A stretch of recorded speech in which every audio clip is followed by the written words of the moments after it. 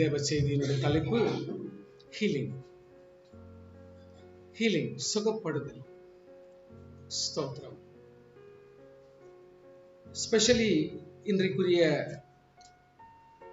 Healing விஷயத்தை கொஞ்சம் கூட கவனமா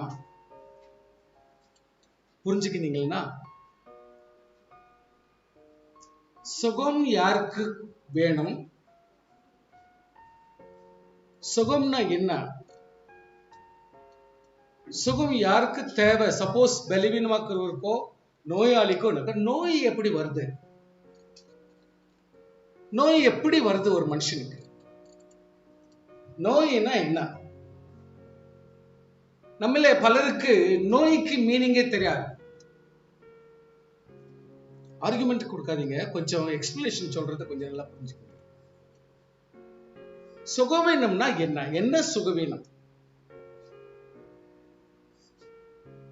அப்போ எந்த சுகவீனத்துக்கு சுகம் வேண்டும்? அப்போ சுகம்னா என்ன, சுகவீனம்னா என்ன? சுகவீனம் எங்கிருந்து வருது, சுகம் எங்கிருந்து வருது? இந்த விஷயத்துங்களை கொஞ்சம் நீங்க கவனிச்சிட்டீங்கன்னா, வசனம் உங்களுக்கு பூர்ணமான ஒரு தீர்ப்பு கொடுத்துரும்.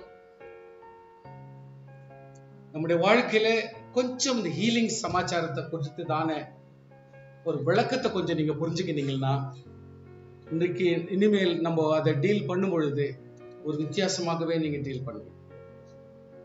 அதுக்கு ஒரு ஹெட்டிங்க நான் தெளிவா உங்களுக்கு நான் போட்டிருக்கிறேன். Healing become yours. சுகம் உங்களோடதாக மாறும். எப்பொழுது? பாவத்திலிருந்து நீங்கள் விடுதலை ஆகும் பொழுதும், இரண்டாவதாக மீறுதல், எதிர்ப்பு, விரோதம், பொறாமை, அசுத்தம், கர்த்தருக்கு விரோதமான செயல்கள், அதாவது வயலேஷன்ஸ், கர்த்தர் சொல்லுகிறதுக்கு விரோதமாய் செயல்படுற எல்லாமே வயலேஷன் தான். இப்படிப்பட்ட வயலேஷன்ஸ்ல இருந்து ரெக்கவரி ஆகவும் ஆண்டவருடைய வசனத்தின் பிரகாரம் தன்னை கீழ்ப்படியும் பொழுது மட்டுமே ஒரு மனுஷனுக்கு சுகம் என்றது வர்றதுக்கு சான்ஸ். உங்களோட கூட ஸ்பெஷலா நான் பேசுறேன். சுகவீனம் எப்படி வருது? இதுக்கு சரியான அர்த்தம் எப்படின்னா, ஒரு குடும்பத்தில் நான் கீழ்ப்படியாது போகும் பொழுது, நல்ல கவனிச்சுங்க, நான் விரோதியாய் மாறும் பொழுது, நான் என் இஷ்டத்துக்கு நடக்கணும்னு நான் நினைக்கும் பொழுது, நான் நினைச்சுதான் நான் நடத்தணும்னு நினைக்கும் பொழுது, என்னுடைய வாழ்க்கையில நடக்கிற அந்த வயலேஷன்ஸ், அந்த விரோதங்கள், பொறாமைகள், எரிச்சல்கள், இது எல்லாமே மனோரீதியாய் மனசளவுல பாதிக்கப்பட்டு, நல்லா கவனிக்கணும் ப்ளீஸ் ப்ளீஸ், நான் சொல்றது நல்லா கவனிச்சுடுங்க. அப்புறம் வேணுதான் நீங்க என்னன்னா பண்ணுங்க.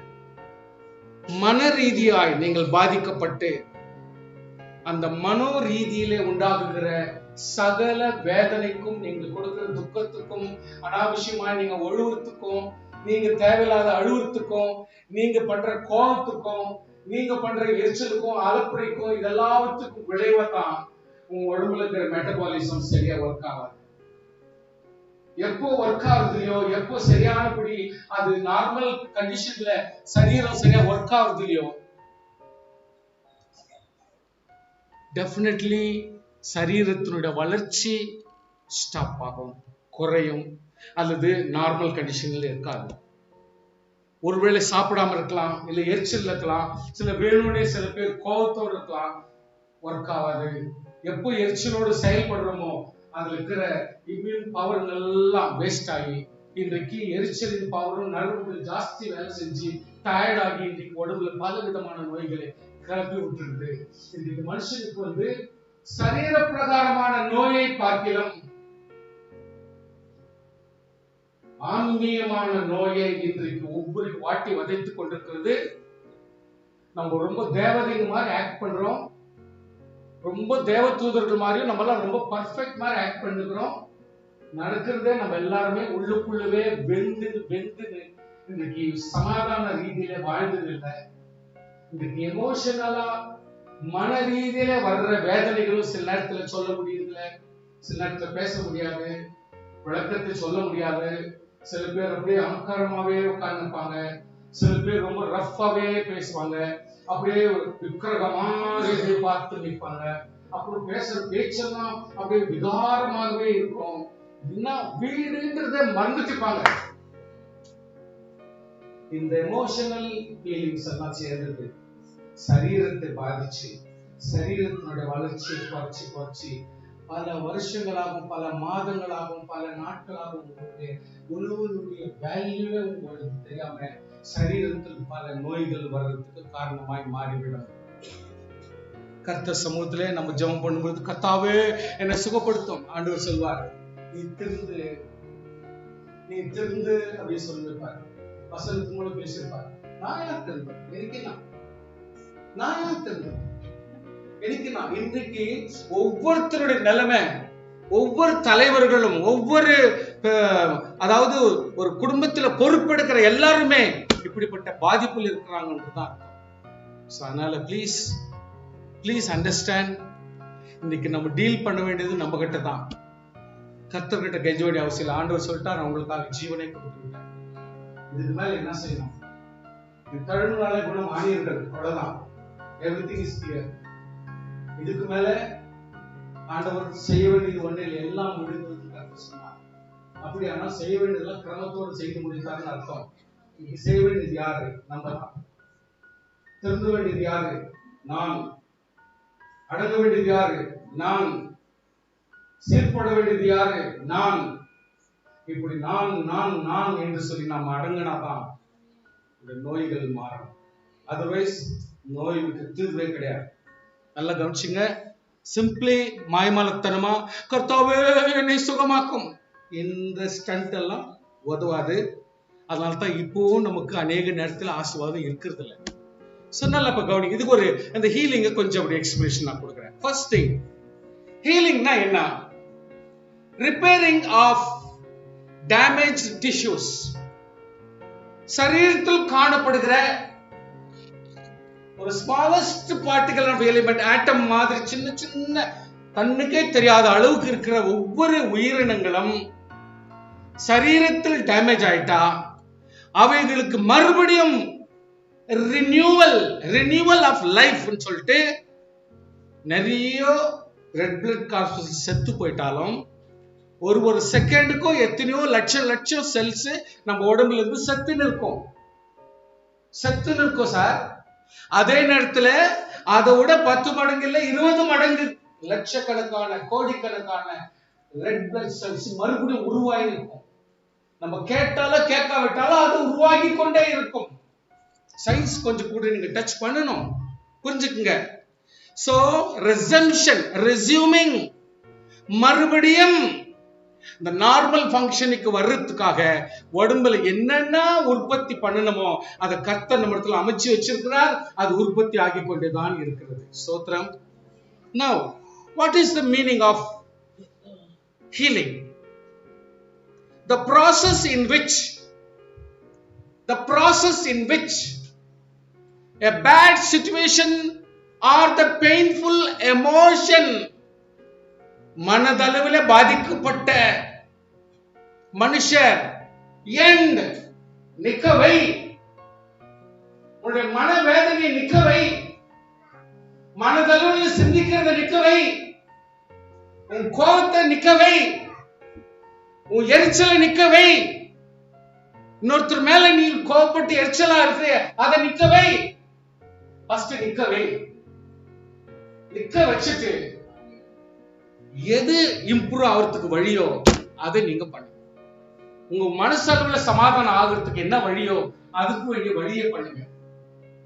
அப்பதான் ஹீலிங்ன்றது பிகின் ஆகும். ஹீலிங்ன்றது ஆசீர்வாதமா இருக்கும். நம்முடைய உடம்புக்கு கூட ஒவ்வொரு செல்ஸுக்கும் போஷாக்கு வேணும்னா we need to give a smooth environment.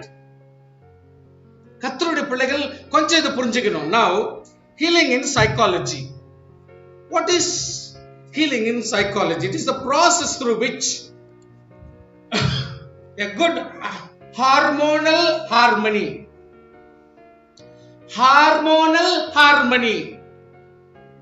அதாவது ஒவ்வொரு அங்கமும், இந்த சரீரத்தில் காணப்படுகிற ஒவ்வொரு அங்கத்திலும் ஒரு ஹார்மனி, சமாதானம், ஒரு நிம்மதி, ஒரு ஆறுதல் நிலவரத்துக்காக நம்ம பாடுபட வேண்டும்.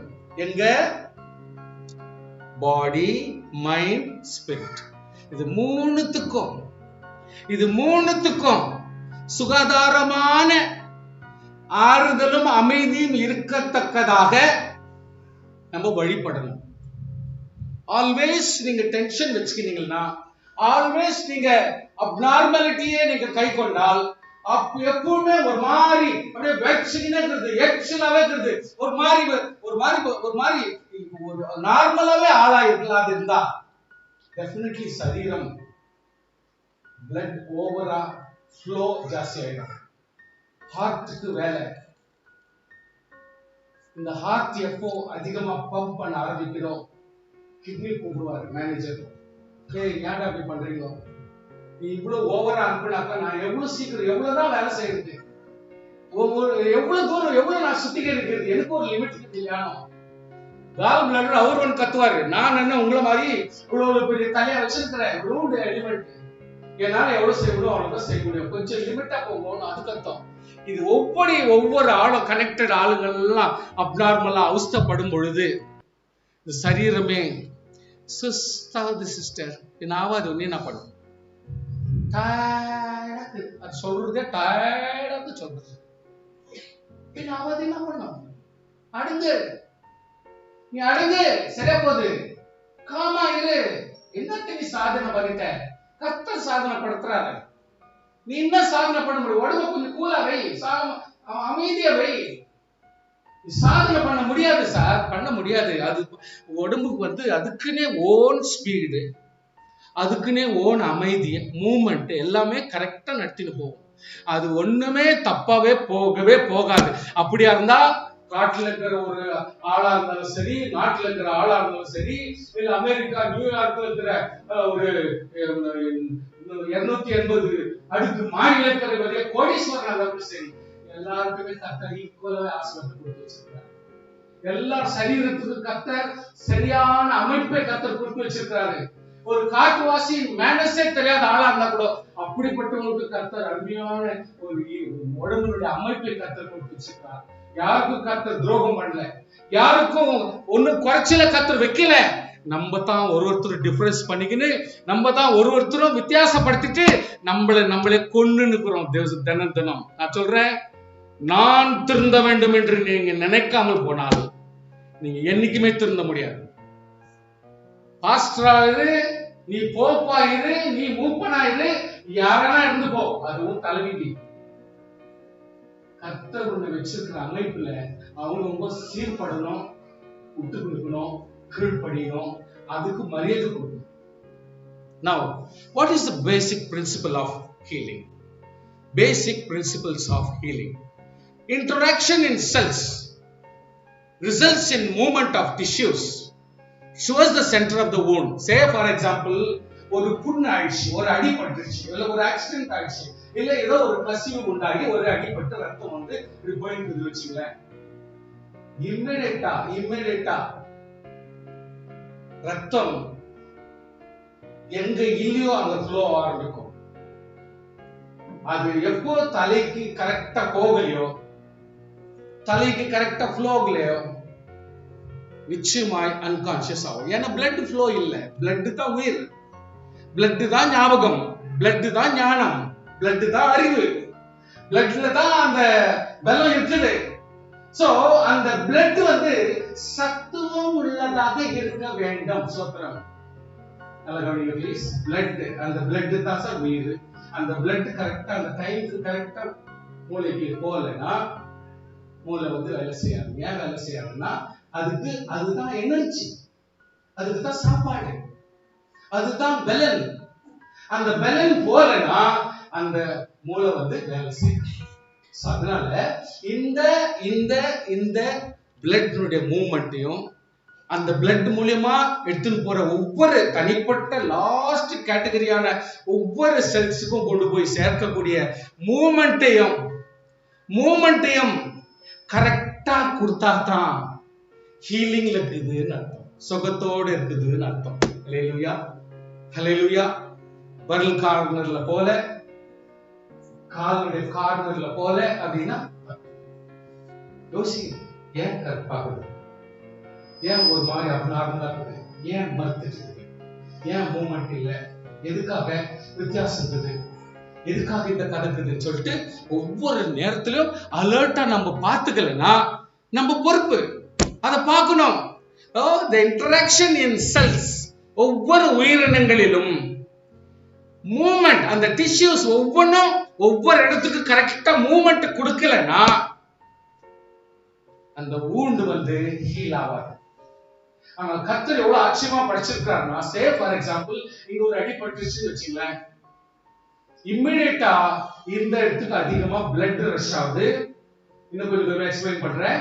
அந்த இடத்துக்கு என்ன கியூரிங் வேணுமோ கியூரிங், அதாவது ஃபார் எக்ஸாம்பிள் ஒருத்தர் ஃபயர்னா ஓடுறாரு பாருங்க, அப்புறம் தண்ணி எடுத்து ஓடுறாரு, அப்புறம் மணல் எடுத்து ஓடுறாரு, அதுல ஒருத்தர் சுகப்படுத்துறதுக்கு ஓடுறாரு, ஒருத்தர் காப்பாத்துறதுக்கு ஓடுறாரு, வேன் ஓடுது, ஹாஸ்பிட்டலுக்கு போறது, இந்த மாதிரி எவ்வளவு பண்ற பாருங்க. அவ்வளோ டீடைலிங் உடம்புக்குள்ளவே நடந்து ஹீல் பண்ற டிஷ்யூஸ் அங்க வந்துடும். எங்க பிளட் போயிருக்குதோ அதை அரெஸ்ட் பண்ணி திரும்ப ஃப்ளோ ஆகாத மாதிரி காய வைக்கிறதுக்கு ஏஜென்ட்ஸ் அங்க வராங்க. நெசசரி ஹீலிங்க அந்த இடத்துல கொடுக்கிறதுக்கு அதுக்கு செப்பரேட்டான காரியம் இருக்குது. காய வச்சு அந்த இடமே அடிப்பட்ட இடம் மாதிரி இல்லாதபடி மாறி மிச்ச தோல் எல்லாம் அப்படியே விழுந்துற அளவுக்கு அதுக்கு தகுந்த ஆட்களும் அந்த இடத்துல வர்றாங்க. இவ்வளவு பேரும் அந்த இடத்துல வந்து ஹீல் பண்றாங்க. இதான் உடம்புடைய ஸ்ட்ரக்சர். Now ஹீலிங்ல வந்து 4 process இருக்குதுங்க. One, the biological process in the human body is achieved through 4 precisely and high programmed phases. 4 விதமான தகுதிகள் ஹீலிங்ல நடக்கிறதுக்கு வருது. ஒன்று வந்து hemostasis. Number 2, inflammation. Number 3, proliferation. Number 4, remodeling. What is hemostasis? அதாவது ஒரு டேமேஜ் ஆயிட்டா, ஒரு அடிபட்டுட்டா, ஒரு பலவீனப்பட்டு, நான் வந்து ஹீலிங்கை பத்தி நான் உங்களுக்கு அப்புறம் சொல்றேன். பட் பாடியில என்ன நடக்குதுன்றது தான் உங்களுக்கு டீடைலிங் கொடுத்துருக்கிறேன். இப்போ ஃபர்ஸ்ட் விஷயம், ஒரு அடிபட்ட உடனே ஒரு டேமேஜ் உடனே நடக்குது. அந்த close up the damaged site of the blood vessels, controlling the bleeding control பண்றதுக்காக அந்த டேமேஜ் சைட்டுக்கு அந்த எலிமெண்ட்ஸ் போய் வெசல்ஸ்ல பிளாக் பண்றாங்க. ஃப்ளோ பண்ற பிளட் எங்கனா வேஸ்டா போக கூடாதுன்னு அது அங்கேயே பிளாக் பண்றதுக்கு அதுக்குரிய ஏஜென்ட் அங்க போறாங்க. அதுக்கு தான் பேரு ஹெமோஸ்டாசிஸ். இன்ஃப்ளமேஷன்ன்றது என்னன்னா, the body releases chemical that triggers an immune response to the fight of infection. எப்போ ஒரு இடத்துல இன்ஃபெக்ஷன் ஆகி டேமேஜ் ஆகி அடிபட்டு ஒரு மாதிரி குற்றுயிரா இருக்குதோ அந்த இடத்துல சுகமாகிறதுக்காக கெமிக்கல்ஸ் ரிலீஸ் பண்ற ஏஜென்ட் அங்க வராங்க. That is called inflammation. So நீங்க புரிஞ்சுக்கலாம். சோ இப்படிப்பட்ட சுகப்படுத்துறதுக்கு கெமிக்கல் ரியாக்ஷன் அந்த இடத்துல நடக்குது. அந்த கெமிக்கல் வந்து சுகமாகுது. மூணாவது proliferation-னா rapid reproduction of the cells. அந்த இடத்துக்கு தகுதியான செல்ஸ்ல கோடி கணக்குல சீக்கிரமா உருவாக்குறதுக்கு ஃபாஸ்டா ஒர்க் பண்ணுது.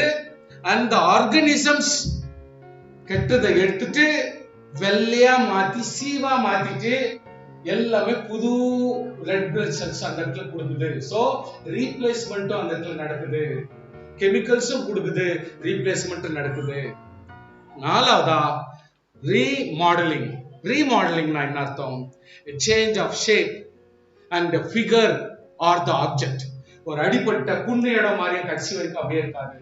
கொஞ்சம் கொஞ்சமா உள்ளுக்குள்ளவே அவங்க ஹீட் பண்ணி அவங்க உடலுக்கு அவங்க சரியாயிடுவாங்க. மேல இருக்கிற ஆளு அவர் ஒண்ணும் தெரியாத மாதிரி சுகம் ஆயிட்ட ஆளா அவர் என்ன பண்ணுவாரு, சுகத்தோட உள்ள உட்கார்ந்துருவாரு. மேல மேல நிச்சயமாகவே தேவையில்லாத, அதாவது தேவையில்லாத ஒரு எந்த விதத்திலும் பாதிக்கப்படாத சின்ன சின்ன கழிவுகள் அல்லது சின்ன சின்ன காஞ்சி போனது தானாவே அது வெளியே விழுதுரும், நமக்கு ஷேப் கரெக்டா கொண்டாந்து கொடுத்துரும். So remodelling is also being ton. So இந்த ஒரு 4 விஷயங்கள் எப்பொழுதுமே சுகம் என்ற விஷயத்துல நடக்குது. விசுவாசிகள் எப்பொழுதுமே இது சரீரத்துல தானாவே நடக்கிற விஷயம் நடந்துருக்குது. அதை கர்த்தர் நிச்சயமாகவே அதை செய்து கொண்டுதான் இருக்கிறார். Now there are some places இந்த கதைகள் நடக்கிறதே இல்லை. நல்லா கவனிங்க. சிலருடைய வாழ்க்கையில சிலர் நடக்காது. கவனிங்க, யோசித்து இருக்கிறாங்க சில பேர், ஏன் எனக்கு நடக்கல. இன்டரப்ஷன் சுகமாகிறதே இல்ல, ஹீல் ஆகுறது இல்ல, ஆரோக்கியப்படுறது இல்ல. சில நேரத்துல பிளட் போயினே இருக்கும், சில நேரத்துல ஆசுவாதம் இருக்கிறது இல்ல, சுகம் ஆகிறதுக்கு நல்லவே ஆகுறது இல்ல, இப்ப பாரு நோவிலே இருக்கும்.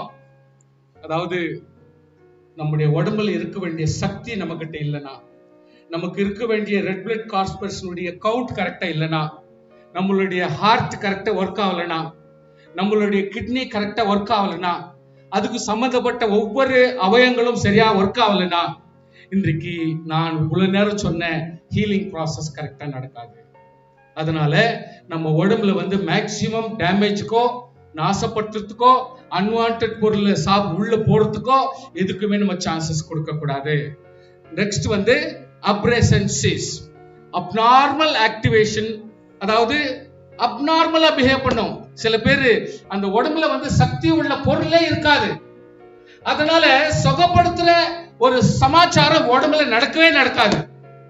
அந்த இடத்துல ஆரோக்கியத்துக்கு வாய்ப்பே அந்த இடத்துல கொடுக்காது. ப்ரொலாங்கேஷன் சொன்னா சில நேரத்துல சில இடத்துல ஹார்ட் பேஷண்ட்ஸ்ல தான் கிளியரா தெரியும், மற்ற இடத்துல அவ்வளவு தெரியுது இல்ல. Extended interval between the heart contraction relaxation. ஒரு பிளட்ல இருக்குது, அமுக்கி மறுபடியும் ரிலீஸ் ஆகுது, இதுதான் ஹார்ட்னுடைய பெரிய வேலை. இது வர வர என்ன ஆயிடும்னா, எப்போ ஹார்ட் வீக் ஆகுதோ, கிட்னி வீக்கா இருக்குதோ, மற்ற பொருள்கள்லாம் பேங்க்ரியாஸ் வீக்கா இருக்குதோ, இப்ப என்ன செய்யணும், அமுக்கி மறுபடியும் ரிலீஸ் ஆகிறதுக்கே டைம் எடுக்கும். மறுபடியும் அமுக்கணும்னா, பிளட்டுங்களை அமுக்கி தள்ளணும்னா அது டைம் எடுக்கும், சரியா பிளட் ஃப்ளோவும் வராது. அதனால விசுவாசியே, நம்முடைய வாழ்க்கையில we have to make everything, இந்த prolongation வரக்கூடாது, அப்ரேஷன்ஸ் வரக்கூடாது, இன்டரப்ஷன்ஸ் இருக்கக்கூடாது. நம்முடைய வாழ்க்கையில் இங்க சொன்னதான இந்த 4 கதையும் அற்புதமா நடக்கிறதுக்கு வாய்ப்புகளை கொடுக்கணும்னா, நம்ம எமோஷனலி ஃபிட்டா இருக்கணும், எமோஷனலி ஆவிக்குரிய பிள்ளைகளா இருக்கணும். நம்மளாம் விசுவாசிங்க நம்ம நினைக்கிறோம், நம்மெல்லாம் ரொம்ப ஜெபிக்கிறவங்க கரெக்டா ஜெபிச்சிருவாங்க, பைபிள் வாசிங்க கரெக்டா பைபிள் வாசிடுவாங்க, சர்ச்சுக்கு போறவங்க கரெக்டா போயிடுவாங்க. ஆனால் செய்ய வேண்டிய காரியம் நம்ம உள்ளுக்குள்ளாக நடக்கிற இன்டர்னலா நடக்கிற கோபம், எரிச்சல், வைத்தறிச்சல், போராமை, வன்கண், தூஷணம், மதிக்கேடு, இப்படிப்பட்ட பல காரியம் உள்ளுக்குள்ளவே இருக்கும், அது வெளியே தெரியாது. அது என்ன பண்ணனா தன் சரீரத்துல பாதிப்பை கொடுத்து விடும். தேங்க்யூ. ஸோ கர்த்தருடைய பிள்ளைகளே, நான் என்ன சொல்ல வர்றதுன்னா, now you need to be very very careful. Self awareness வேணும், எபிலிட்டி அண்டர்ஸ்டாண்ட், என்னுடைய எமோஷனை கண்ட்ரோல் பண்ண தெரியணும், என்னுடைய பர்ஃபார்மன்ஸ் எப்படி புத்திசாலித்தனமா வாழணும்ன்றது தெரியணும். Improve relationship, being emotionally connected through the good times, hard times, bad times, இது எல்லாத்தையுமே ஓரளவுக்கு புரிஞ்சுக்கிற சக்தி நமக்கு இருக்கணும். நமக்கு எல்லா டைமும் பேலன்ஸ் பண்ற ஒரு அறிவு நமக்குள் இருக்க வேண்டும். அதாவது கிரேட்டர் ரெசிலியன்ஸ் வேணும். ரெசிலியன்ஸ்னா ஸ்ட்ரெஸ்ஸா இருக்கிற நேரத்துல எவ்வளவு தூரத்துக்கு அதை பேலன்ஸ் பண்ணலாம், அந்த அறிவு நமக்கு வேணும். அந்த துக்கமான நேரத்துல எப்படி பேலன்ஸ் பண்ணலாம், கோபமான நேரத்துல எப்படி பேலன்ஸ் பண்ணலாம், இப்படி இந்த கிரேட்டர் ரெசிலியன்ஸ் நம்ம கிட்ட இல்லைன்னா சில நேரத்துல அதுவே குடும்பத்துல ஒரு பெரிய சண்டையா போயிடும், அதுவே வீட்டுல ஒரு பெரிய அடித்தடியா மாறிடும், அதுவே வீட்டுல சில விரோதங்களுக்கும் அது எப்பொழுதுமே ஒரு தடையாய் குடும்பத்துல சமாதானமா வாழ்றதுக்கு வாய்ப்பே இல்லாம பிரிஞ்சு போயிடும். குடும்பத்துல பல நாட்கள் அதாவது பிரிவினை உண்டாகிடும். ஆறுதல் உண்டாகாது. எவ்ரி டைம் பேலன்ஸ் பண்ண தெரியாது. எப்படி ஹார்ட் டைம், எப்படி ஒருத்தருடைய பேச்சை கண்ட்ரோல் பண்ணலாம், எப்படி ஒருத்தர் திட்டுறாங்கன்னா அவங்க இடத்துல எப்படி நம்ம பிஹேவ் பண்ணிக்கின்னு அதுல இருந்து தப்பிச்சுக்கிறது, இதை யோசிக்கிறதுல ரீட்டாலியேட் பண்றோம். அவங்க திட்டினா நம்ம திட்டுறோம், அவங்க கோவப்பட்டா நம்ம கோவப்படுத்துறோம், அவங்க ஒரு தப்பு செஞ்சா நம்ம அதை செய்யறோம். இப்போ ஒரு நாளும் மனுஷனுடைய வாழ்வில் தீர்வு வராது. எமோஷனலி பாதிக்கும். எப்போ எமோஷனலி பாதிக்குதோ சரீரம் கூட பாதிக்கும். உங்களுக்கு சரியா ஜீரணமே ஆகாது. சாமி நல்லா கவனிச்சுங்க, உங்களுடைய வாழ்க்கையில சரியா ஜீரணமே ஆகாது. கோபம் இருந்தா வாழ்க்கையில ஜீரணமே சரியாகாது. கொஞ்சம் நல்லா புரிஞ்சுங்க. So please, healing takes place when the individual is able to reintegrate அவனுடைய உலகத்தை ஆசீர்வாதம் அமைச்சுக்கிறதுக்கு நாம் ரெடி ஆகணும். நம்முடைய குடும்பத்தையும் தனிப்பட்ட சரீரத்தையும் ரீஇன்டகிரேட் பண்றதுக்கு நம்ம ஆயத்தமாகணும். ஸோ ஹீலிங் ப்ராசஸ் நம்ம கிட்ட நடக்கும். Now I'll tell you the color of the healing is green. நல்ல கிரீனான பொருட்களை பாருங்க, கிரீனான செடிகளை பாருங்க, கிரீனான என்வாயன்மெண்ட்டை பாருங்க, கிரீனான படத்தை பாருங்க, கிரீனான நேச்சுரல் சீன்ஸை பாருங்க. உங்க மனசை கொஞ்சம் கூல் பண்ணிக்கலாம், மனதில் அமைதிப்படுத்திக் கொள்ளலாம். இது நவ் ஆல்மோஸ்ட் சரீரப்பிரகமான பாடி அந்த பாடி சம்பந்தப்பட்ட காரியத்தை உங்களுக்கு நான் சொல்லி விட்டுட்டேன். Now I will tell you just வசனத்திலிருந்து சில ஹிண்ட். அதாவது சுகமாகிறதுக்கு தக்கதான வசனங்களை படிக்கணும்னா இந்த வசனம் தெரியலனா யூஸ்லெஸ் மாதிரி ஆயிடும். அந்த வசனத்தை மட்டும்தான் நான் உங்களுக்கு ஃபர்ஸ்ட் சொல்லி கொடுத்துறேன். அதுக்கப்புறம் ஹீலிங்னா என்னன்னு சொல்றேன். நான் எரேமியா 30:17 நான் உனக்கு ஆரோக்கியம் வர பண்ணி காயங்களை ஆற்றுவேன் கர்த்தர் சொல்லிட்டார். தெளிவு 2 நாளாகமம் 7:14. அதாவது இந்த வசனம் ஹீலிங் சம்பந்தப்பட்ட ஜெபம். இந்த வசனத்தை ஒருத்தர் ஜெபம் பண்றாருன்னா ஹீலிங் பண்றப்போ இந்த மாதிரி வசனத்தை சொல்லி நீங்க ஜெபம் பண்ணலாம். இந்த வசனம் கூட நீங்க சொல்லனா, இது கூட தெரியலனா டெஃபினெட்லி விசுவாசியா இருக்கிறதுக்கு அர்த்தம் இல்லாத போயிடும். அதனால என் நாமம் தரிக்கப்பட்ட என் ஜனங்கள் தங்கள் தாழ்த்தி ஜெபம் பண்ணி என் முகத்தை தேடி பொல்லாத வழிக்கு திரும்பினால் அப்பொழுது பரலோகத்தில் நான் கேட்ட ஒரு பாவத்தை மன்னித்து ஒரு தேசத்துக்கு சேமத்தை வர பண்ணுவேன். சோத்திரம். நெக்ஸ்ட் ஒரு வசனம் சங்கீதம் 147:3. இருதயம் நொறுங்குண்டவர்களை குணமாக்குகிறார், அவருடைய காயங்களை கட்டுகிறார். நீங்க ஜெபிக்கும் பொழுது வசனத்தை கோட் பண்ணிட்டு ஜெபம் பண்ணலாம். ஏசாயா 40:29 வாசிக்கிறோம். சோர்ந்து போகிறவனுக்கு பலன் கொடுத்து சத்தும் இல்லாத சத்தத்தை பெருக்க பண்ணுங்க. ஹீலிங் வசனங்கள் இதெல்லாம். ஏசாயா 57:18 மட்டும் வாசிக்கிற. அவர்கள் வழிகளை நான் பார்த்து அவர்களை குணமாக்குவேன், அவர்களை நடத்தி திரும்ப அவர்களுக்கு துக்கப்படுகிறவர்களுக்கும் ஆறுதல் அளிப்பேன், தூரமா இருக்கிறவர்களுக்கும் சமீபமா இருக்கிறவர்களுக்கும் சமாதானம் சமாதானம் என்று கூறும் உதடுகளின் பலனை சிருஷ்டிக்கிறேன். சோத்திரம். ஞாபகப்படுத்திங்க இப்படிப்பட்ட வசனங்கள்லாம் ஜெபம் பண்ணலாம். ஹீலிங்காக கொடுக்கப்பட்ட வசனங்கள். அவர்களை குணமாக்குவேன் என்று கர்த்தர் சொல்லுகிறார். நெக்ஸ்ட் எரேமியா 33:6. இதோ நான் அவர்களுக்கு சௌக்கியத்தையும் ஆரோக்கியத்தையும் வர பண்ணி அவர்களை குணமாக்கி அவர்களை பூர்ண சமாதானத்தையும் சத்தியத்தையும் வெளிப்படுத்துவேன். ஸ்தோத்திரம். சோ கர்த்தருடைய பிள்ளைகளே, சுகமாக்கும் வசனங்கள் நெசசரியா அத்தியாவசியமா தெரியும்னா இந்த வசனங்களாவது தெரியலனா பிரயோஜனம் இல்லாத போயிடுமே. சங்கீதம் 107:20 வாசிக்கிறோம். அவர் தமது வசனங்களை அனுப்பி அவர்களை குணமாக்கி அழிவுக்கு தப்புவிக்கிறார். சரிங்களா? 1 பேதுரு 2:24 வாசிக்கிறோம். நாம் பாவங்களுக்கு செத்து நீதிக்கு பிழைத்திருக்கும்படி அவர் தாமே தமது சரீரத்திலே நம்முடைய பாவங்களை சிலுவையில் சுமந்தார், தழும்புகளால் குணமானீர்கள். ஸ்தோத்திரம். சொல்லலாம். இட்ஸ் a finished வசனம். அதாவது சுகம் ஆனீர்கள். கர்த்தாவே சுகம் ஆயிட்டேன்னு சொல்லுதே, எனக்கு இன்னும் நெஞ்சு நோதே, எனக்கு கை நோதே, கால் நோதே, நீ சொல்லலாம். கர்த்தர் நம்மை சுகப்படுத்துகிற தேவன். அல்லேலூயா. 3 யோவான் 1:2 நீங்க நல்லா தெரியும். பிரியமானவனே, ஆத்துமா வாழ்கிறது போல கொஞ்சம் வாய் தருங்க. அட்லீஸ்ட் எல்லாவற்றிலும் சுகமா இருக்கும்படி வேண்டுகிறேன். 2 கொரிந்தியர் 4:16 வாசிக்கிறோம். ஆனபடினால் நாங்கள் சோர்ந்து போகிறதில்லை, எங்கள் புறமான மனுஷன் அழிந்தும் உள்ளான மனுஷன் நாளுக்கு நாள் புதிதாகிறது. சுகமளிக்கிற வசனங்கள் இது. அப்புறம் ஏசாயா 41:10 வாசிங்க. நீ பயப்படாதே இருக்கிறேன், திகையாதே, நான் உன் தேவன், நான் உன்னை பலப்படுத்தி உனக்கு சகாயம் பண்ணுவேன், நீதியின் வழக்கத்தை உன்னை தாங்குவேன். பிலிப்பியர் 4:6-7.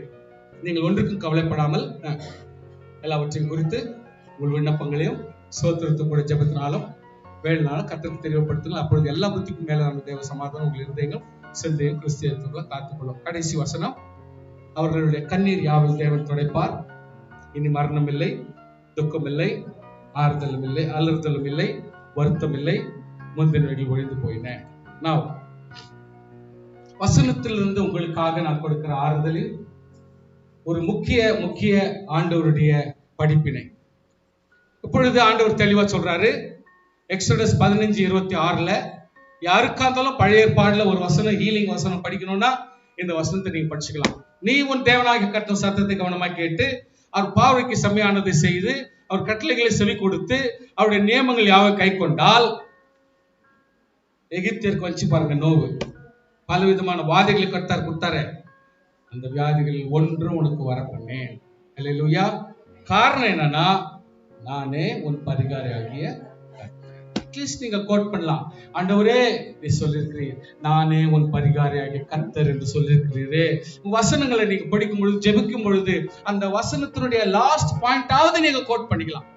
கர்த்தருக்கு ஸ்தோத்திரம். சரி, எக்ஸோடஸ் அதாவது விமோச்சன காண்டா 23:25 உங்கள் தேவனாகிய கர்த்தரை சேவிக்க கடவீர்கள், அவர் உன் அப்பத்தையும் தண்ணீரை ஆசீர்வதிப்பார், வியாதி உன்னிலிருந்து விலக்குவேன், கற்பம் விழுகிறதும் மலடு உன் தேசத்தில் இருப்பதில்லை, உன் ஆயுசு நாட்களை பூர்ணப்படுத்துவேன்.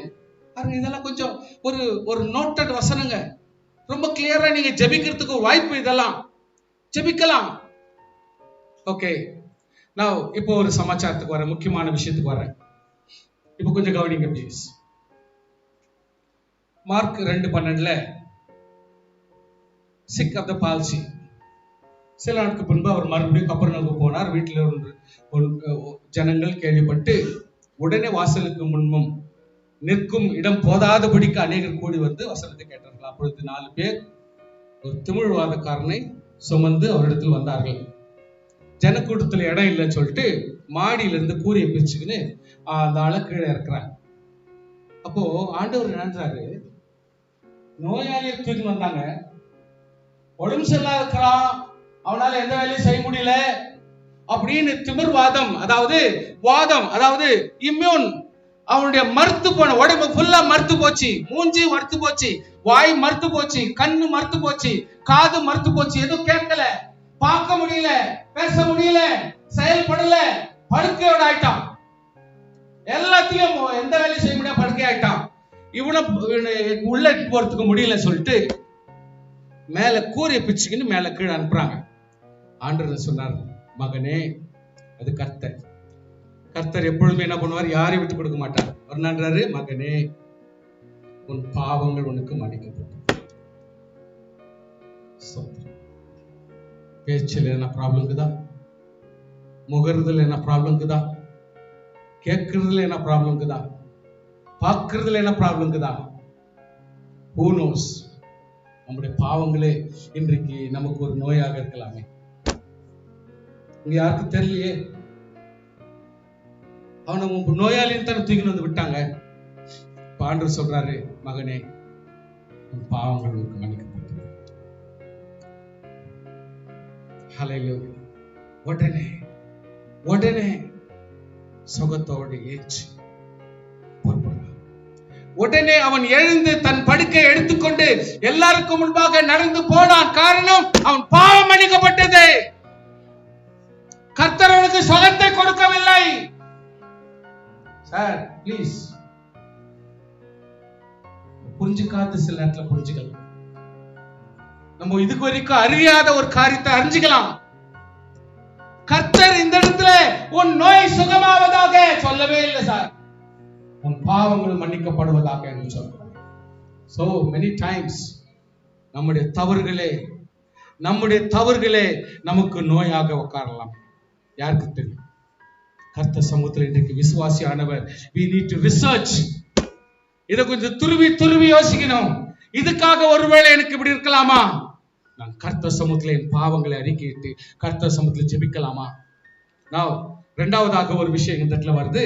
ஒரு குருடன் வந்து எதிரில் பிச்சை கேட்டுக் கொண்டிருந்தான். அப்போ ஜனங்கள்லாம் தடை பண்றாங்க. அப்ப அவன் இதுக்கு மேல அதிகமான ஒரு சத்தம் போட்டு ஆண்டவர் சமூகத்துல கேட்கிறான். அப்போ பாவிகளுக்கு தேவன் செவி கொடுக்கல. அப்போ சொகப்படுத்திட்டார் சார்.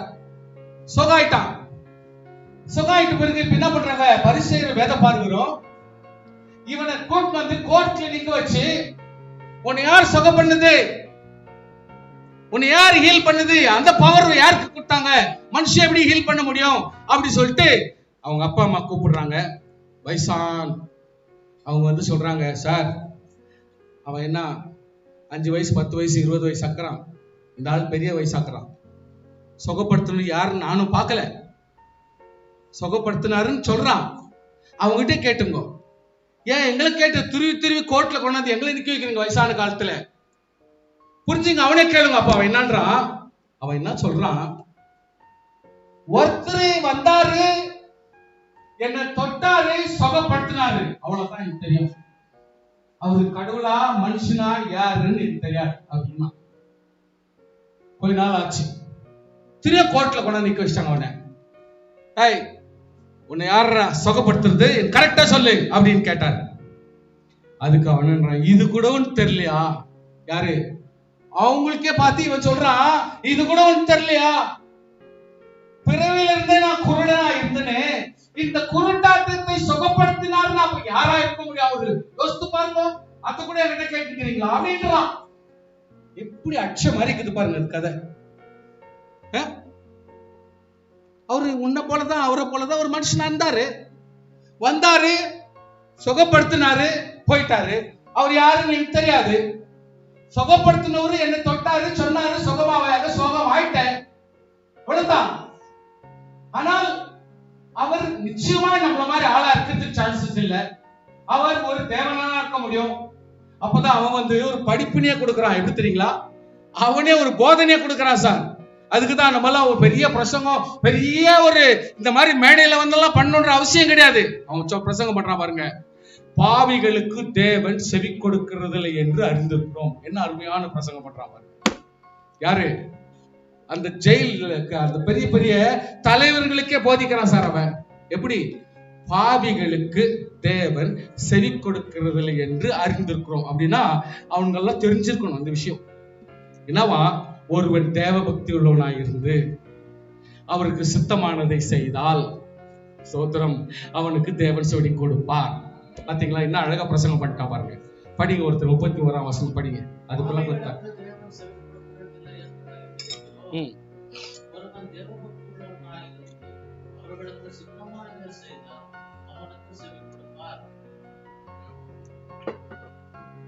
என்ன அழகா பிரசங்கம் பண்றான் பாருங்க, என்ன அழகா எக்ஸ்பிளனேஷன் கொடுக்கறான் பாருங்க. யாருக்கு தேவன் செவி கொடுக்கிறது இல்லை? யாருக்கு தேவன் செவி கொடுக்கிறார்? அப்ப நீ என்ன செய்யணும்?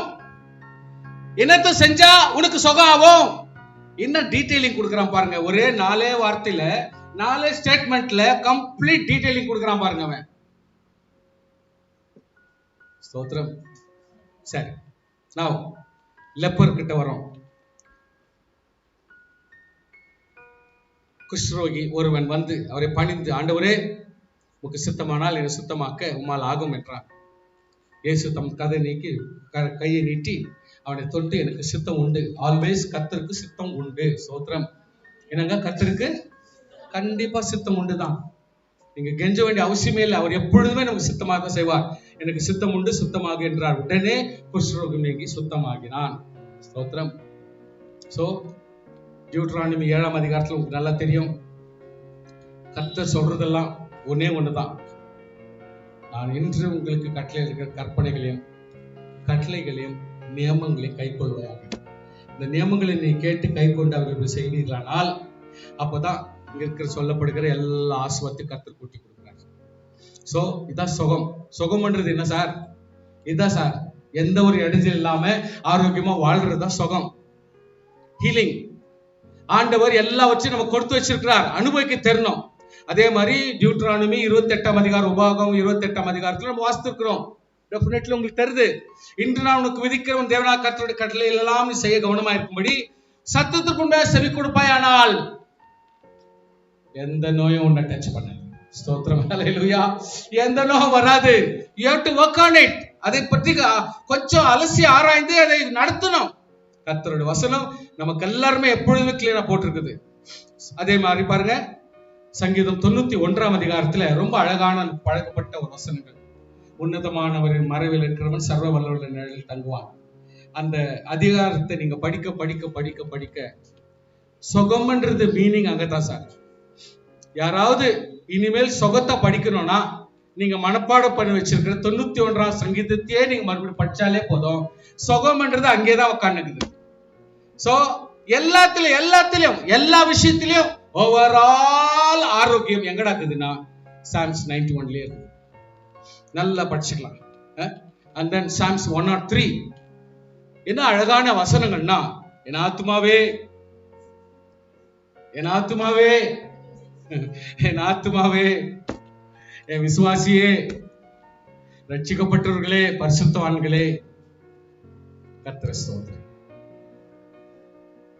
என் முழு உள்ளமே, என் முழு உள்ளமே, கர்த்தரை ஸ்தோத்திரம். ஹல்லேலூயா. செய்த உபகாரங்கள் ஒன்றும் வரல. இதுதான் ஹீலிங் பவர் சார். இதுதான் ஹீலிங் பவர். ஒரு மனுஷனுக்கு ஹீலிங் பவர் எங்க வரணும்னா அவர் செய்த நன்மைகளுக்கு நன்றி சொல்ல சொல்ல சொல்ல சுகம் தானாய் வரும். ஹல்லேலூயா. ஏன்னா நம்ம கேட்க வேண்டிய அவசியம் இல்லை. அக்கிரமங்களை மன்னிக்கிறார், நோய்களை குணமாக்குகிறார், அழிவுக்கு தப்பு வைக்கிறார், கிருபையில் இறக்கல முடிசூட்டுகிறார், நன்மையினால் வாயை திருப்தியாக்குகிறார், கழுகு சமம் வாய் வலது வாழ வயது போல. எவ்வளவு ஒரு ஆச்சரியமான காரியங்களை ஆட்டோமேட்டிக்கா செய்வார் சார். ஆட்டோமேட்டிக்கா கர்த்தர் செய்வார். சுகம் என்றது தானாய் கர்த்தருடைய பிள்ளைகளுக்கு உரிமையாய் பெற்றுக் கொள்ளலாம். நீங்க கெஞ்ச வேண்டிய அவசியம் இல்லை. அதுக்காக உபவாசம் எடுக்க வேண்டிய அவசியம் இல்லை. ஆண்டவரே என் நோயை சுகமாக்கும் என்று சொல்லி இன்றைக்கு அதுக்காக உபவாசம் எடுக்கிற ஆண்டவரே வேணாம். அவ்வளவு ஸ்ட்ரெயின் எல்லாம் எடுக்க வேணாம். விசுவாசம் ஓட்டுறதுக்காக உபவாசம் எடுக்க வேணாம். பரிசுத்தமா இருந்தாலே போதும். விசுவாசி விசுவாசம் ஓட்டணும்னா நீ என்ன பண்ண தெரியுமா? பரிசுத்தமா இருந்தாலே போதும். நம்ம சுகம் ஆகணும்னா ஆண்டு சமூகத்துல நன்றி அறிதலோடும் அவருடைய வார்த்தை கீழ்ப்படிந்தாலே போதும். நமக்கு பரிசுத்தம். சோத்திரம் சொல்லுங்க. கரங்களை விட்டு சோத்திரம் பண்ணுங்க பார்க்கலாம். அவ்வளவுதான். 51ஆம் சங்கீதத்துல டேவிட் என்ன அழகா சொல்றாருன்னா, அதாவது என் மேல் இறங்கும் இறங்கும் இறக்குங்களபடி மீறுதல் நீங்க என்னை சுத்திகரியும். என்ன அவன் ஃபுல் டீடைலிங் கொடுக்குறாங்க சார். 51ஆம் அதிகாரத்துல ஃபுல் டீடைலிங்க கொடுக்குறான். அவன் நிலைமை என்ன, நான் எப்படிப்பட்ட நிலைமையில் இருக்கிறேன், எப்படி எப்படி எப்படி வந்தேன். நான் ஒரு இல்லஸ்ட்ரேஷன் உங்களுக்கு நான் கொடுக்க ஆசைப்படுறேன். நீங்கெல்லாம் ரொம்ப காலமா படிச்சு வர்றீங்க. எசேக்கியா பத்தி நீங்க கேள்விப்பட்டிருக்கீங்க. எசேக்கியா எத்தனை வருஷம் கூட்டி கொடுத்தாரு ஆண்டவர்? எந்த பக்கமா திரும்பி ஜெபம் பண்ணாரு? பேச மாட்டேங்க சில பேர். சோறு பக்கமா திரும்பி ஜெபம் பண்ணாருங்களா? அந்த டீடைல் கொஞ்சம் படிச்சிருக்கீங்க. ஏன்னா 3 இடத்துல போட்டிருக்குது. டீடைல் வந்து 3 இடத்துல போட்டிருக்கோம். 2 நாளாகமத்திலயும் போட்டிருக்குது, 2 ராஜாக்கள் 20ஆம் அதிகாரத்திலயும் போட்டிருக்குது. அதே ஸ்டோரி தான் ஏசாயா 38ஆம் அதிகாரம் 1 முதல் 8 வரைக்கும் போட்டிருக்கு. 3 இடத்துல சேம் ஸ்டோரி எக்ஸ்பிளைன் பண்றாங்க. What is the truth? என்ன டீடைல்ன்றத கொஞ்சம் படிச்சிடலாம். இப்போ வாங்க. எசேக்கியா தனக்கு செய்யப்பட்ட உபகாரத்துக்கு தக்கதாய் நடவாமல், போதுங்களா? கவனிச்சிங்க, டீடைல் கவனிங்க. சிக்னஸ் வர்றதுக்கு காரணமும் சாவு வர்றதுக்கு காரணம் படிக்கணும். ஏன் இவனுக்கு இப்படிப்பட்ட திடீர் மரணத்தை வருது அப்படின்றதுக்கு டீடைல் கொடுக்குறாங்க. எசேக்கியா தனக்கு செய்யப்பட்ட உபகாரத்துக்கு தக்கதாய் நடவாமல், கர்த்தர் செய்த நன்மைக்கு தக்கதாக நம்ம நடக்கணும் சார். நடக்கணும் சார். நம்மள விசுவாசி அதெல்லாம் கீழ்ப்படி. கர்த்தர் ஒவ்வொரு நாளும் நமக்கு செய்கிற உபகாரங்களுக்கு தக்கதாக நாம் நடக்க வேண்டும். கர்த்தருக்கு ஸ்தோத்திரம் பண்ணுங்க. நம்பர் 2,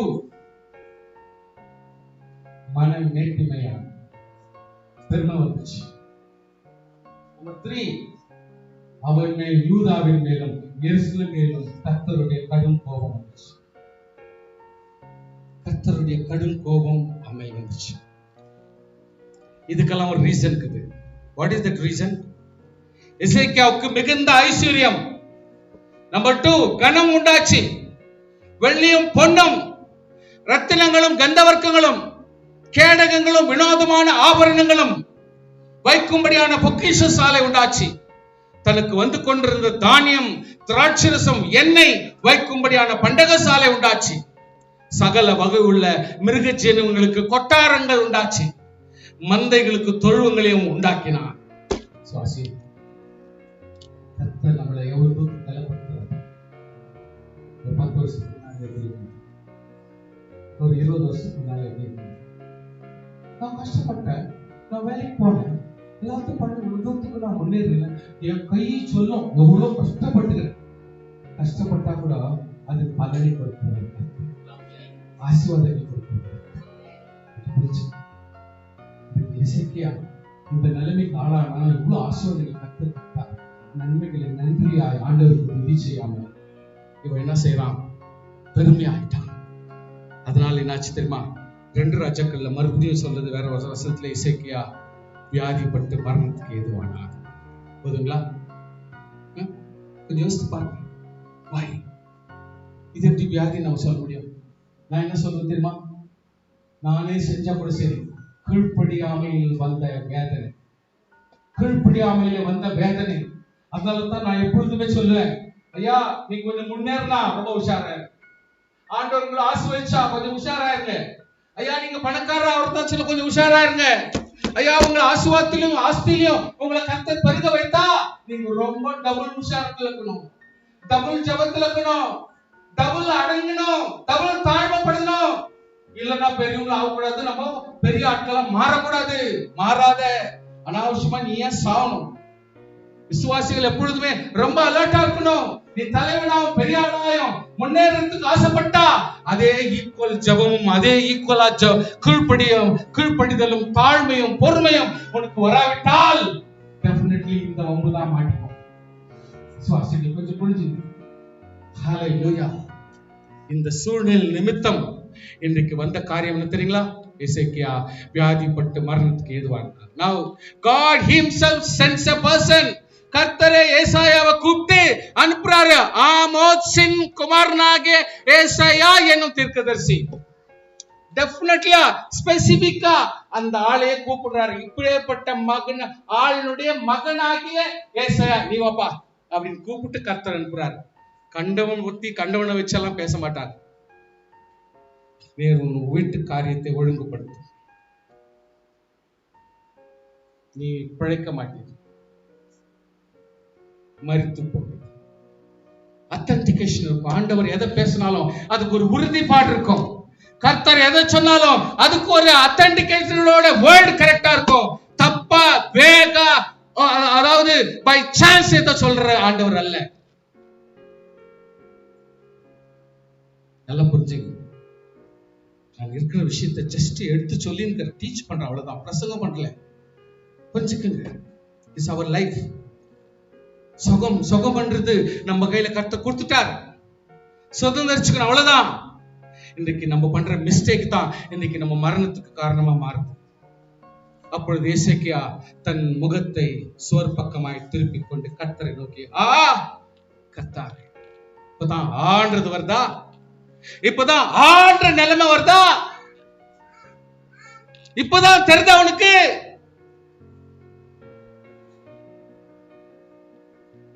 ஏதோ மனசுக்கு சமாதானமா இவன் என்ன மிஸ்டேக் பண்ணா அதை பற்றி பெருசா தெரியல அவனுக்கு. அவன் மனசுல இந்த சொல்றான், கர்த்தாவே, நான் உமக்கு முன்பாக உண்மையாய் மன உத்தமமாய் நடந்து உன் பார்வைக்கு நல்லமானதை செய்த என்பதை நினைத்த அழுவது. சுவாசி திட்டான், என்ன அதுல கார் திப்பிட்டான், என்ன அதுல பெருசா அதுல. இன்னைக்கு தவறு செய்யறதும் பாவம் பண்றதும் விசுவாசிகளுக்கு கலகா சாப்பிடுற மாதிரி இருக்குது. இன்னைக்கு ரொம்ப சுலபமாய் போச்சு. அதனால சீரியஸ்னஸ் இல்ல. ஆண்டவர் ஒரு ஆவிக்குரிய பிள்ளையை சீரியஸா தான் எடுப்பார். ஒரு விசுவாசியை கர்த்தர் பரிசுத்தமானதாய் கர்த்தர் நினைப்பார். யாரா இருந்தாலும் சரி, ஒரு பரிசுத்தவானை, ஒரு விசுவாசியை கர்த்தர் ஒரு மேன்மையான ஆளாகத்தான் வைப்பார். கர்த்தர் சொல்றாரு, இந்த இடத்துல சொல்றாரு, ஒரு இடத்துல சொல்றாரு பாருங்க, கீழே ஒரு வசனம் இருக்குது. என் ஜனத்தின் அதிபதி ஆகிய எசேக்கியாவை. He gives one more statement. உனக்கு எவ்வளவு மரியாதை கொடுக்கிறாரு பாருங்க.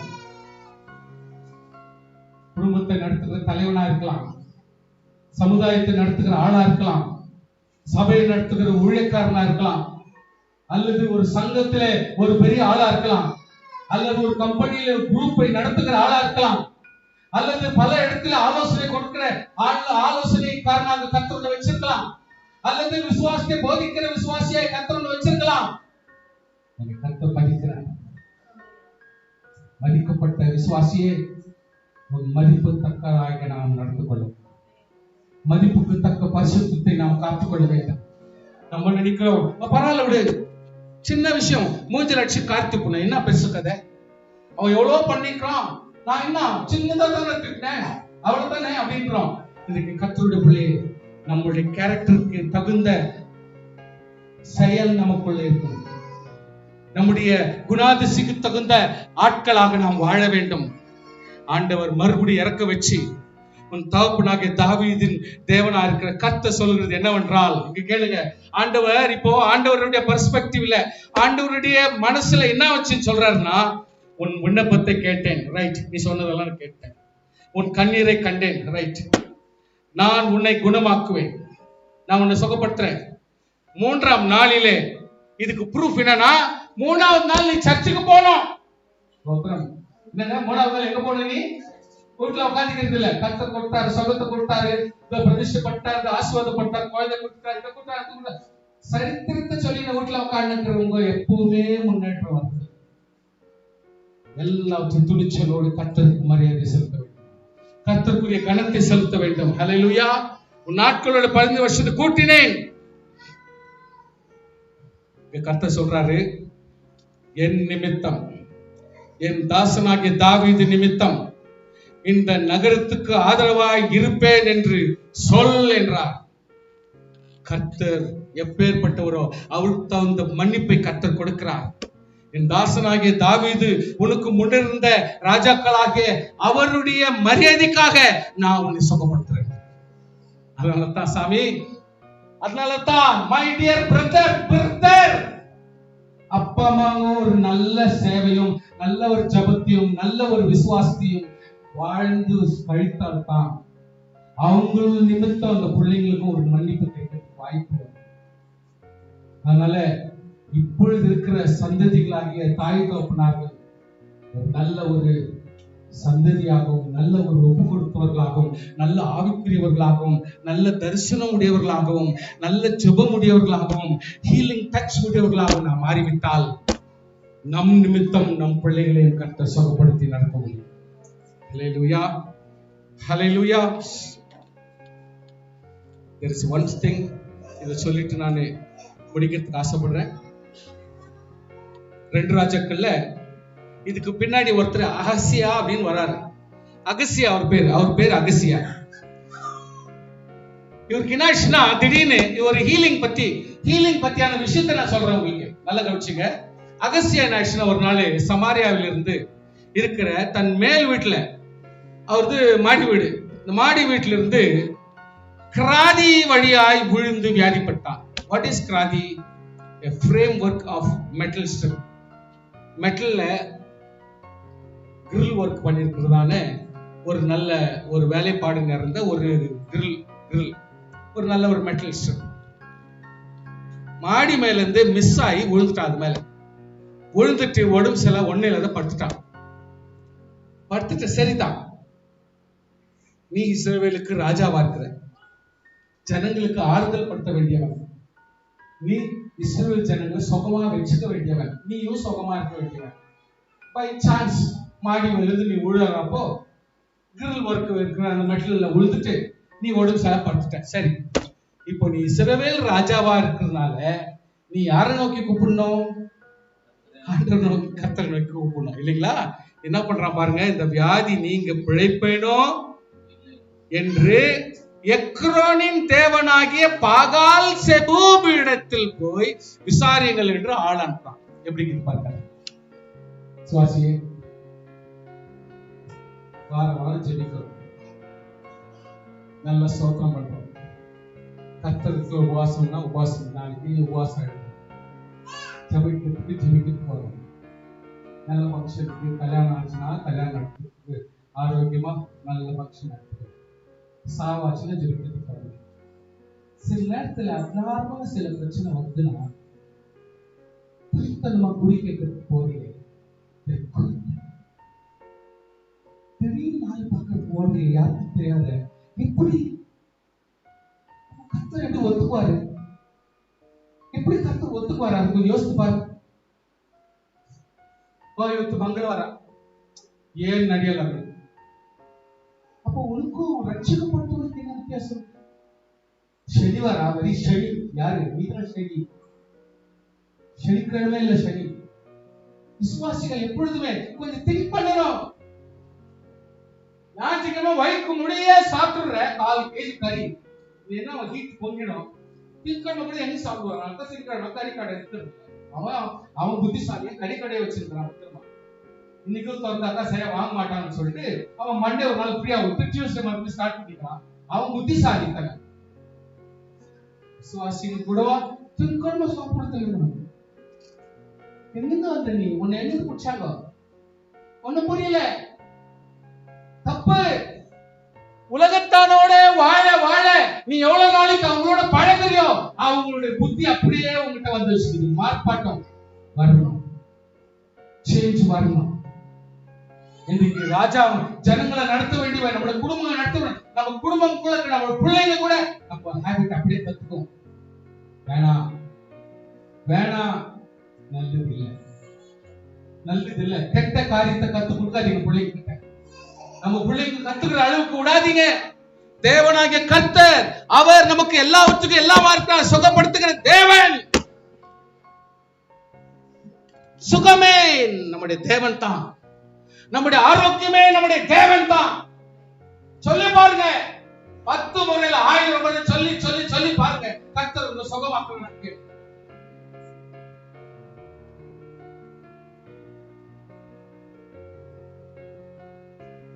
கையை அசிச்சுப்பார், காலை அசிச்சுப்பார், உடம்பு அசிச்சுப்பார், இடுப்பு அசிச்சுப்பார், எல்லாத்தையும் அசிச்சுப்பார். அசி அசி அசி ஒரு செஞ்சு பாரு. சரியாகிற வரைக்கும் நம்ம வாழ்ந்துப்பாங்க. பிரச்சனை ஒழியிற மட்டும் நம்ம ஒழிஞ்சு உட்கார கூடாது. விசுவாசிகள் உட்கார கூடாது. இந்த இடத்துல பாருங்க, கட்சி வரைக்கும் ஆண்டவர் என்ன பண்றாரு? திஸ்பியன் ஆகிய எலியாவை மறுபடியும் அனுப்புறாரு.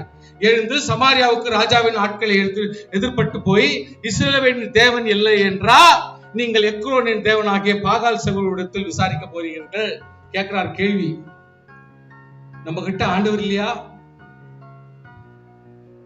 ஐயா ஐயா ஆண்டவர் வச்சுக்கணும். நீங்க கத்துக்கா வேலை பண்ணுது. ஒரு ஜெபம் பண்ணிட்டு நீ மெடிக்கல் ஷாப் போ. யார் வந்தாங்க?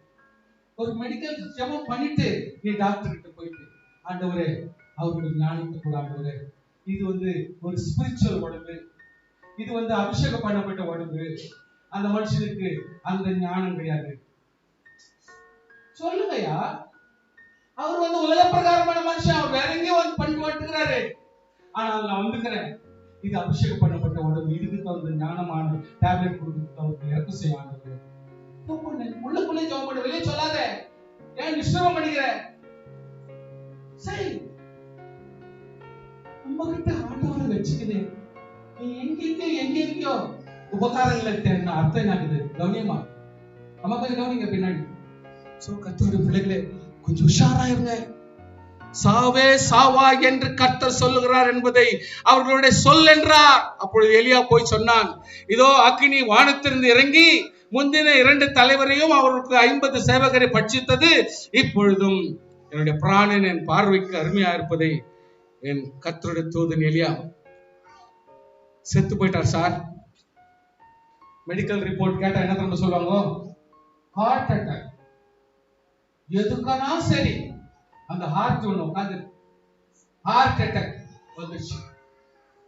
லெட்டர் ஒன்று கொடுத்துறாங்க. இவனுக்கு எப்படி சொல்றது? ஆண்டவராகிய கர்த்தர் சொல்லுகிறார், இஸ்ரவேலின் ஆண்டவரை நீ வச்சுக்கின்னு இஸ்ரவேலின் ராஜாவா இருந்துக்கின்னு இஸ்ரவேல் ஜனங்களுக்கு எடுத்துக்காட்டா இருக்க வேண்டிய நீயே இப்படிப்பட்ட ஒரு காரியத்தை நீ செய்யலாமா? அப்ப கூட ஏசாயா வந்து சொல்றாரு, சொன்ன பிறகாகிலும் ஐயா கர்த்தர்கிட்ட கேளுங்க, என்ன சுகப்படுத்த சொல்லுங்க சொல்லிருக்கலாமே. சொல்லுங்க பார்க்கலாம், கேட்கலாமே ஒரு வார்த்தை. ஆண்டவரே ஏசாயா நீரே வந்தீங்களா, ஒரு வார்த்தை ஆண்டு சபைக்கு ஜெபம் பண்ணுங்க, சாரிங்க நான் தெரியாத சொல்லிட்டேன், ஆண்டவராகிய கர்த்தர் என்னை சுகப்படுத்தும்படி எனக்காக ஜெபம் பண்ணுங்கன்னு கேட்டிருக்கலாமே. அதையும் கேட்கலையே, அதையும் மனசு இல்லையே. அப்போ உன்னுடைய வாழ்க்கையில நீ ராஜாவா இருக்கிறது தப்பா போச்சு. இஸ்ரவேல் ராஜாவா வச்சது தப்பா போச்சு. எவ்வளவு அப்நார்மலா இன்னைக்கு இருக்குது. இன்னைக்கு சில நேரத்துல வீட்டுக்குள்ள அடம் பிடிச்சுக்கினேன், கொஞ்சம் கூட யோசனை பண்ணாம புருஷனுக்கு விரோதமா அடம் பிடிச்சுக்கினேன், பொண்டாட்டிக்கு விரோதமா அடம் பிடிச்சுக்கினேன், சகோதரனுக்கு விரோதமா அடம் பிடிச்சுக்கினேன், குடும்பத்துக்கு விரோதமா அடம் பிடிச்சுக்கினேன். ஆசீர்வாதத்தை இழந்து நோயாளியாகவும் வேதனை உள்ளவர்களாகவும் மனசு தளர்ந்து போயிருந்தா பிரயோஜனம். ஆண்டவராகிய கர்த்தர் நம்மளை விடுறதில்லை. ஹல்லேலூயா, ஹல்லேலூயா. கர்த்தருடைய பிள்ளைகள் ரொம்ப கிளியரா இருக்கும். ஒரு குருடங்கிட்ட பார்த்து சொல்றாரு, உனக்கு என்னப்பா வேணும்? குருடன் தெளிவா சொல்றான், சார் ஆண்டவரே நான் பார்வை அடைய வேண்டும். இன்னும் ஸ்பெசிபிக்கா பேசுறான் பாருங்க, ஆண்டவரே நான் பார்வை அடைய வேண்டும். நீ கர்த்தர் சொல்றது நம்ம ஜெபம் பண்றோம், கர்த்தாவே எல்லா தவறையும் எவ்வளவு ஏமாத்தல் பாருங்க, அந்த ஜெபத்திலே எவ்வளவு ஏமாத்தல் பாருங்க. ஆண்டவருக்கு தெளிவா சொல்றதுல எப்படி, ஆண்டவரே நீ எல்லாத்தையும் அறிவீர், ஆண்டவரே என்னை மன்னி, என்னத்தை மன்னி. We are not specific, we are not very clear. எதுலயுமே நம்ம கிளியரா இல்ல. ஆண்டவர் சமூகத்துல ஜெபிக்கணும், ஆண்டவர் சுகப்படுத்துறது உண்மை, அவர் தம்முடைய தயவு கொடுக்கிறது உண்மை, ஆசீர்வாதம் கொடுக்கிறது உண்மை, சுகப்படுத்துறது உண்மை. ஆமென். சரீரத்துல எவ்வளவு காரியம் ஆண்டவர் ஆசீர்வாதத்தை கொடுத்து கொண்டே இருப்பார். ஹல்லேலூயா. பாருங்க, ஒரு வாட்டி பீட்டரும் யோவானும் சர்ச்சுக்கு போய் நிற்கிறாங்க. உடனே குருடன் வந்து பேச்ச கேட்கிறான். உங்களுக்கு தெரியும், அவன் வந்து கேட்கிறான், அவன் அப்படியே பார்த்துட்டே இருக்கிறான். அப்படியே ஸ்ட்ரைட்டா பாக்குறான். அவனும் ஸ்ட்ரைட்டா பார்க்குவான், ஒருவேளை இதுக்கு மேலதான் காசு எடுப்பாரோ இவரு அப்படின்னு. பொருள் வெளியே இருக்கு. ஆனா எனக்கு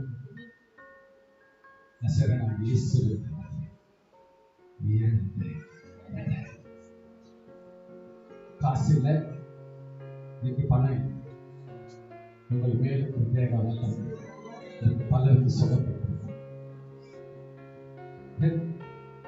உங்ககிட்ட பாக்கெட் இல்லாம இருக்கிறேன், நான் சாரிதான் கட்டிருக்கிறேன்ப்பா அப்படின்னு இயேசுவின் நாமத்தில்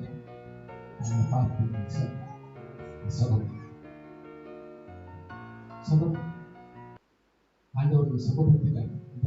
சொல்லு, கர்த்தருக்கு அவங்களுக்கு இருக்கிற தகராறு நம்ம ஏன் சார் தலையை ஒடிச்சுக்கணும்?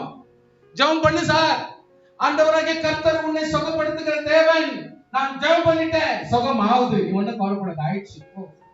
சொல்லிப்பாரு, காசா பணமா சொல்லிப்பாரு சார், சுகம் ஆகலன்னா கேளு சார். பயிற்சி பண்ணுங்க. நம்ம வேதனைய நம்ம கூட்டக்கூடாது.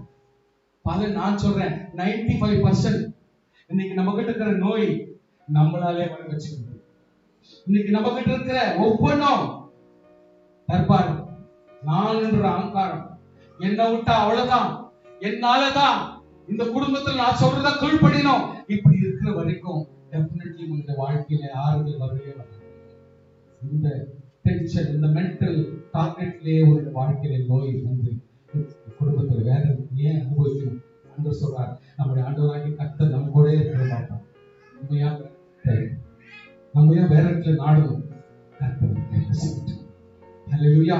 விசுவாசத்தோடு இருப்போம். சுகம் நமது. தினம் எவ்ரி மினிட் சுகத்தை பெறுவது நமக்கு உரிமை. ஒரு விசுவாசிக்கு கொடுக்கிற உரிமை. அந்த உரிமையை நீ பயன்படுத்திக் கொள்ள வேண்டும் என்று நான் உங்களை உற்சாகப்படுத்துகிறேன். ஹல்லேலூயா. சொல்லுங்க பார்க்கலாம், கையை வைத்து. ஆண்டவரே, எங்களுடைய சுகம் உங்களுக்கு எப்பொழுதும் சுகப்படுத்துகிறேன். நாங்கள் தினம் அந்த எக்ஸசைஸ் பண்றோம். ஆண்டவரே, நீ ஆசீர்வாதத்தை கொடுக்கிற தேவன். ஆண்டவரே, ஹல்லேலூயா. ஹalleluya. கர்த்தர் நமக்கு